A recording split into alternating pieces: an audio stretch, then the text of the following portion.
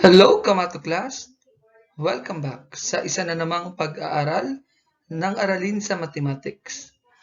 We will be working with the related topic and learning task 2 of week 8.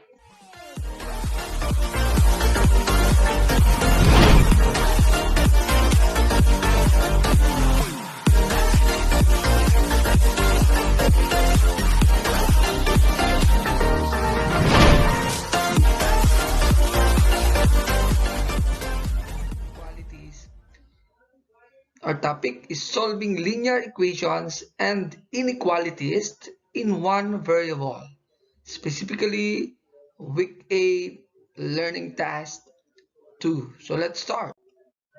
Consider that we're about to work on with this equation. So we're talking of equation 4x plus 10 is equal to 2x minus 6. So we need to solve for x. That's the direction. So we can remove the constant term at the other side. Dito naman yung may variable at the other side. Pwede yung sabay, pero isa-isahin natin. So in this case, inuna natin yung constant term. So opposite sign, we copy 4x plus 10. Ito yon 4x plus 10. Opposite sign nito is minus 10. So we copy this equals 2x minus 6. You subtract it to 10. So ganun din sa kabilang side. So in that case, mawawala na to. Ito naman, ipe-perform natin ang operation. And the result will be this. We copy 4x equals 2x and negative 6 minus 10 is negative 16. Then, yun namang may variable ang dapat malipat sa kabilang side. So, we copy this 4 minus 2x, opposite side nito. So, 2x minus 2x, so minus 16. So, dito naman, mawawala na ang 2x minus 2x. So, wala na to. So, ang natira na lang, 4x minus 2x, that will be 2x, which is equal to negative 16. So, this time, i-apply natin ang multiplication property of equality, getting the reciprocal of the numerical coefficient of x, which is 1/2. So, multiply natin both sides by 1/2. So, mapapansin natin, ito ay 1 times 2 is 2 divide to 1x na nga lang to. So, parang in other word, parang na-cancel out na lang natin itong side na to. So, the other way, at the other side, negative 16 times 1 is negative 16 divide to, that will be negative 8. Hence, x is equal to negative 8. So, let's have another example. Consider 2x plus 17 is equal to negative 3x plus 2. Same lang yan. So, may variable tayo sa left, may variable constant sa left side, may constant sa right side. So, yung unang constant muna ang ilipat natin sa kabilang side by getting the opposite side. 2x plus 17, ito yon, opposite side nito, which is minus 17. Kinopya lang natin ito, equals 3x plus 2. So, yung opposite side na nilagay doon, lagay din natin sa right side. So, mawawala na to kasi magiging 0 na yan pag sinolve. So, ang matitira dito sa left side ay 2x. Ito naman, 2 minus 17 is negative 15. So, kaya we have this one. So, kinopya to. Ito naman nung isinolve, negative 15. So, ito naman ang ilipat natin sa kabilang side. So, opposite sign uli niya. Addition property of equality ang ginagamit natin. 2x, opposite sign is plus 3x equals negative 3x, then plus 3x minus 15. So, mawawala na rin ngayon ito. Yan. So, ang matitira dito sa side na to, 2x plus 3x, 5x equals negative 15. Then, applying multiplication property of equality, pwede na natin kunin ang reciprocal nito, which is 1/5. So, multiply both sides by 1/5. So, same process. Wala na to. Kaya 1x na lang yan or x na lang. So, the other way around, negative 15 times 1 is negative 15. Divide 5 is negative 3. Hence, x is equal to negative 3. By the way, pwede natin gamitin yung divide both side by 5 na lang para medyo mabilis din. Yan. So, pwede rin naman yan para cancel out na to. So, x na lang yung natira. Tapos, pag dinivide ito, negative 3 din. Okay, we can do that process also. Let's have the third one. X over 3 minus 2x equals 5. So, kapag may fraction tayo, usually, dapat mawala ang denominator. So, ang denominator natin ay 3. Copy muna natin. So, iisa naman ng ating denominator. So, ibig sabihin doon na natin i-multiply both sides of the equation sa denominator. Okay, so sa 3. Para ma-cancel out natin ito dito, so i-distribute natin yung 3 dito at the same time dito. So ito rin distribute natin doon. So dito maka-cancel out siya dito, kaya x na lang ito. Pero dito, times natin siya sa negative 2x, magiging negative 6x. Ito naman 5 times 3, that will be 15. Again, na-cancel out ito, kaya 6x na lang. 3 times negative 2 is negative 6x and 5 times 3 is 15. So, pwede natin ngayong isolve to x minus 6x is negative 5. Then, we copy this one. Then, multiply both sides by the reciprocal of this, which is 1 over negative 5. So, multiply natin both sides. So, we have that. So, maka-cancel out na itong side na to. Mga 1x na lang uli yan. Ito naman, 15, magiging negative na yan ha. So 15 times 1 is 15, divide 5 is 3. Hindi ko na sinabi negative kasi negative na yung sagot. So we have x is equal to negative 3. Let's have the fourth one. 1 and 3/10 x minus 1 and 5/10 is equal to 3/10 x plus 3 plus 7 and 4/10. So, that's the case maybe. Parehas lang naman ang process. Ito yan. Tsaka ito, may dalawang variable. So, dito naman, mayroon tayong constant term. Ito muna ang ating inilipat. So, yung constant term muna. So, we have this. 1 and 3/10 x minus 1 and 5/10. Opposite sign nito kanina. So, we have this plus 1 and 5/10 equals to 3/10 x, kinopya natin, plus 7 and 4/10 plus, yung na-plus natin dito, hindi nang ipa-plus sa kabilang side. Ulitin natin, 1 and 3/10 x minus 1 and 5/10 plus 1 and 5/10. So, ito yung opposite sign nito. Equals, kinopya lang natin ito. We have this one. So, ito ay inad dito sa kabila. Add din natin sa kabilang side. So, mapapansin natin, masisiro na to. Ito na lang ang matitira. Dito sa side na to, kailangan natin itong isolve. And this will be the result. So, ang matitira, 1 and 3/10 x equals 3/10 x. Tapos ito, 7 and 4/10 plus 1 and 5/10 will be 8 and 9/10. Okay? This time around, ito namang may variable ang ilipat natin sa kabilang side. So, kukunin natin ang opposite sign. 1 and 3/10 x minus 3/10 x. Ito yon, opposite sign. Kinopya natin. Then opposite sign. Then plus, kinopya lang natin. So, in this case naman, ito naman yung magiging 0 na part. So, ipe-perform natin ang operation dito, which is equivalent to x. So, 1x yung matitira ko. So, x na lang. Therefore, x is equal to 8 and 9/10.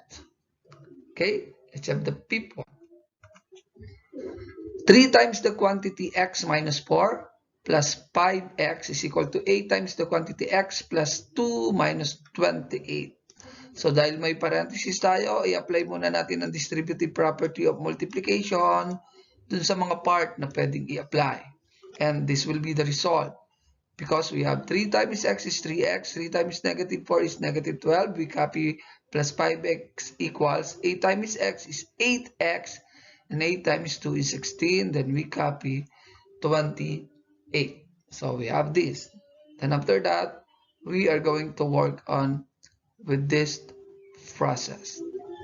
Okay, so this will be the result. So we have 3x plus 5x, that will be 8x minus 12 kasi similar term. Then 8x we copy, and 16 minus 28, that will be equal to negative 12.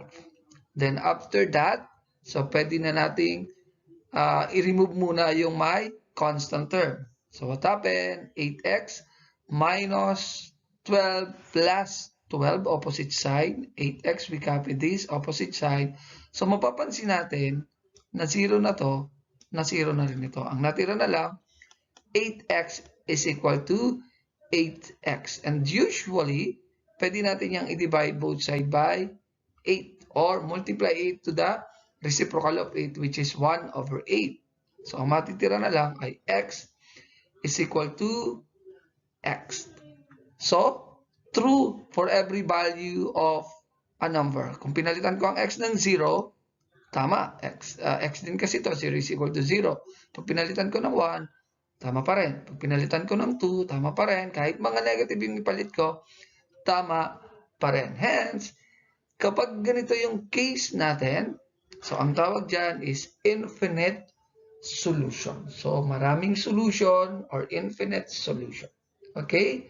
So, let's proceed this time with an inequality. Okay, solve for x in the inequality. Write your answer in set notation, interval notation, and graph. Let's have the first one. 3x is less than equals 6. So, ganun ulit. We copy the given. Same process lang tayo sa linear, ha? Inequalities nga lang yung property dito. So, we are going to multiply both side by 1 over 3. The reciprocal of 3, which is 1/3, both side. So, same process as I have mentioned. Wala na uli ito, kaya yan ay x.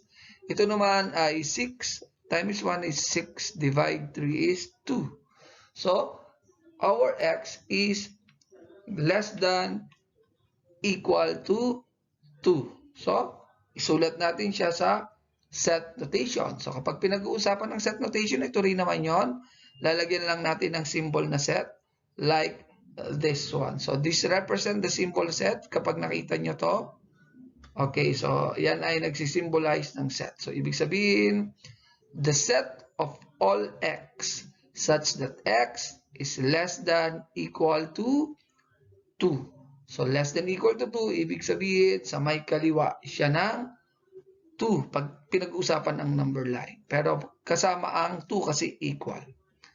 How about the interval notation? Kapag pinag-uusapan naman ng interval notation, ito pa rin yung titignan natin.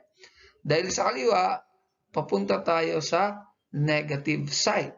Kaya, so, we have negative infinity to 2. Kung mapapansin nyo, dito ay parenthesis, dito ay bracket. Kasi ibig sabihin, kapag bracket ang ginamit, 2 is included. So, 2 is included. Okay, part ang 2, kaya nga may equal dito. Okay, mas maintindihan natin yung ibig sabihin ng included. Dito yan, sa graphical method. So, when we talk of the graphical method, we have to put a number line. Then, from this to tayo, magsimula tayo dahil siya ay kasama, kasi included. So, ito yung magiging graph.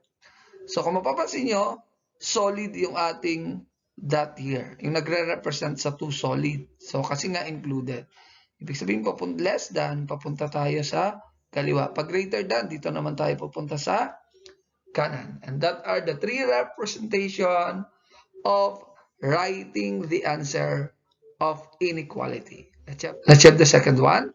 3x plus 4 is less than 19. Again, 3x plus 4 is less than 19 but greater than negative 5. Again, 3x plus 4 is less than 19. Dahil pag ganito yung basa, kaya greater than negative 5. So, ibig sabihin, we are going to work on with the same process tayo. So, unahin natin itong nasa kalapit ng variable, nasa gitna. Yun muna yung inyong isosolve. Yung constant term noon. So, ilagay natin sa magkabilang side. Dito tayo, lagay natin sa kabila rin. Opposite sign. Kaya itong negative 5 kinopya, we put negative 4 here. We copy this. Then, nilagay din natin negative 4. Ito, nilagay din natin yung opposite sign at the other side. Okay? So, mapapansin natin, mawawala na to, magiging 0 na. Pero ito ay pwedeng isolve. Negative 5 and negative 4. So, try natin. Negative 5 minus 4 is negative 9. So, obviously, ang natira dito ay 3x. Ito naman, 19 minus 4 is 15. Then, after that, pwede na natin siyang i-divide sa 3 or multiply by 1/3. Or pwede natin i-divide dito sa kalapit ng x para ma-cancel out sa 3. Higyan natin ng 3 lahat. Yan. Okay. So, mapapansin nyo, cancel na to. So, ito naman, negative 9 divide 3 is negative 3. Then, ito x na lang. 15 divide 3 is 5. Therefore, x is less than 5 but greater than negative 3. So, let us try to write that using the set notation. So, we have this as our set notation. So, this is read as the set of all x such that x is less than 5 but greater than negative 3. Okay, so yan yung set notation. Set notation, usually yung sagot natin, yun din yung sagot. Nilalagyan lang ng symbol na ganito. Okay, let's have the next one, interval notation. So kung mapapansin natin, we have this interval notation. Ito yung nasa left, negative 3. Ito yung nasa kanan, 5. Pareha silang hindi kasama, kaya parenthesis yung gagamitin natin. So, sa negative 3 hanggang positive 5 or hanggang 5 tayo. Okay? So, ito yung nilagay kasi nga hindi sila kasali. So, walang equal sign na nakalagay. Okay? So, sa graphical method, we are going to put this one. Sa negative 3, dito tayo. Dito naman tayo sa positive 5. At ito yung magiging sagot. So, kung mapapansin nyo, ang nilagay natin ay not solid. Kasi nga, hindi naman kasama si 5. Kasi nga, less than 5 lang. Hindi kasama si negative 3, 3 lang. Nasa pagitan siya ng 5 at ng negative 3. Let's have the next. 6x minus 8 is greater than 10. So, 6x minus 8 is greater than 10. So, constant term. Kunin natin ang opposite sign. We copy 6x minus 8, then opposite sign plus 8, greater than 10. Dahil inad natin sa 8, add din natin sa kabilang side. Ito naman yung magiging 0. So, we have 6x and 10 plus 8 is 18. Then, divide both sides by 6 or multiply both sides by the reciprocal of 6, which is 1 over 6. Therefore, mawawala na uli ito, cancel out. Then, at the other side, 18 times 1 is 18, divide 6 is 3. Okay, therefore, x is greater than 3. Using the set notation, ito uli, lalagyan natin ng symbol na set. So, we have this set. So, ibig sabihin, the set of all x such that x is greater than 3. Okay? Using the interval notation again, so greater than 3 tayo. Dahil greater than 3, dito tayo sa right side. So, ibig sabihin, from 3 papuntang right side to infinity. Okay, 3 to infinity. So, ito lang yung ginamit na symbol kasi hindi part ang 3 ng sagot. Okay, so, naintindihan natin ha. Okay, let's continue. How about graphical method? So, gamit ang number line, we have the number line. So, dito tayo sa 3. Dahil siya ay greater than 3, papuntang kanan, papunta tayo dito. Not solid uli sa 3 kasi not included ulit. So, like this one. So, not solid kasi not included and greater than, pupunta tayo sa kanan. The fourth one is 3x over 2 plus 1/4 is greater than 2x minus 2. May variable tayo dito sa side na to. May variable din tayo dito. Constant term sa left, constant term sa right. Let's continue working with that. So, dahil siya ay fraction, usually para mas madali siyang masolve, kailangan muna mawala yung denominator. So, dalawa yung denominator natin, 2 or 4. So, ang LCD ng 2 at 4 ay 4. So, doon natin i-multiply both sides of the equation. Para maging 4 times 3 is 12 divide 2. That will be 6. Kaya 6x dito. Ito naman 4 times 1 is 4. Divide 4, that will be 1. Ito naman, 4 times 2x and 4 times negative 2. Ito yung result. Ulitin natin, 4 times 3x is 12x. Divide 2, that will be 6x. And 4 times 1 is 4. Divide 4 is 1. Then 4 times 2x is 8x. And 4 times negative 2 is negative 8. Let's continue working. So, ito yung pinagsabay na natin kasi yung mga naunang sample, inisa-isa natin. Dito, pagsabayin naman natin. Kinopya muna natin yung nasa left side, 6x plus 1. Dahil itong constant term ay dapat mapunta sa right side, kunin natin yung opposite side. Dahil ito, gusto nating mapunta sa left side, kukunin din natin ang opposite side. Kaya ito yon, opposite sign ng constant na nasa left at opposite sign ng may variable na nasa right. So, we have this. So, kinopya uli natin, greater than 8x minus 8, kinopya. Tapos, kung ano yung nilagay natin dito, lagay natin din doon. So, lagyan natin ito ng parenthesis, a close parenthesis at hindi nalagyan. So, let's continue working. So, ito yung mangyayari. So, mangyayari dyan, we have, ito mawawala na. Pakita natin. Ito kasi 0 na yan. Pero ito, 6x minus 8x is negative 2x. Again, 6x minus 8x is negative 2x. Sa kabilang side naman, wala na to. Ayan, 8x minus 8x. 0 na yon. So, ito naman, negative 8 plus negative 1 is negative 9. Okay? So, kukunin natin ang opposite sign ng negative 2. Siyempre, pati yung kabila, kunin na rin natin ang negative 9. At kapag kinuha yun, kinukuha rin natin ang opposite sign nito. So, kung ito greater than, magiging less than tayo. And that's the time that we can find the value of x. Okay, so, we divide both sides by 2. Yun na lang gamitin natin. Divide both sides by 2. Para ma-cancel out ito. Therefore, x is less than 9 over 2. So, let's check it. Gamit ang set notations. Siyempre, ito pa rin yung gagamitin natin. So, lalagyan lang natin ang symbol nito. The set of all x such that x is less than 9 over 2. So, again, the set of all x such that x is less than 9 over 2. Okay? So, let's have the next one. So, interval notation, we have this. Dahil siya ay less than, papuntang kaliwa. So, less than, papuntang kaliwa. Kaya, from negative infinity to 9 over 2. Ha? Left side tayo kasi nga, less than. Okay, let's have the next. From the graphical representation, drawing natin ang number line. So, ang 9 over 2 ay nasa 4 point something. Kaya narito tayo. So, dahil kaliwa, papunta doon. Dahil hindi uli kasama, not solid dun sa 4 point something. So, we have that. Okay? So, let's continue with the fifth one. Fifth one is 4/10 plus 5/10 x is greater than 3 and 8/10. So, this isa lang may variable. So, ibig sabihin, ito yung kailangan malipat sa kabilang side. Kaya kukunin natin ang opposite sign.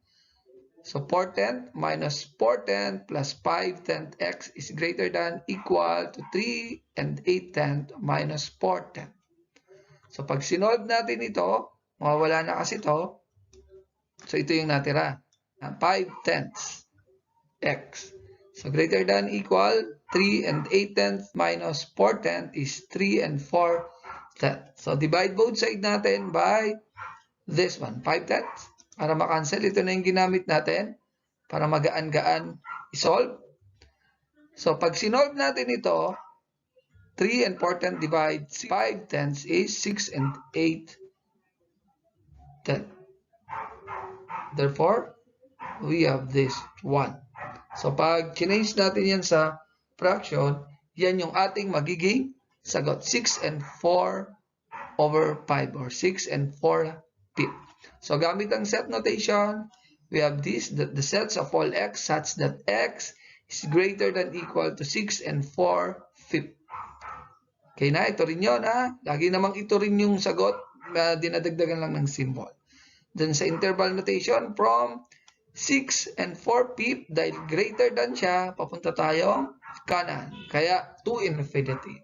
So kung mapapansin mo, ginamit natin itong bracket kasi nga may equal, hindi parenthesis. Okay na? Kasi siya ay included. So ang 6 and 4 pip ay included. So gamit ang graphical method, we are going to use this one. Then we have this one. So ang 6 and 4 pip ay siyempre lampas ng 6, that's 6.8. So dito tayo. So papuntang kanan kasi greater than, at solid yung nasa tapat ng 6 and 4 pip kasi nga siya ay included. So I hope natuto tayo, kamato class. God bless us.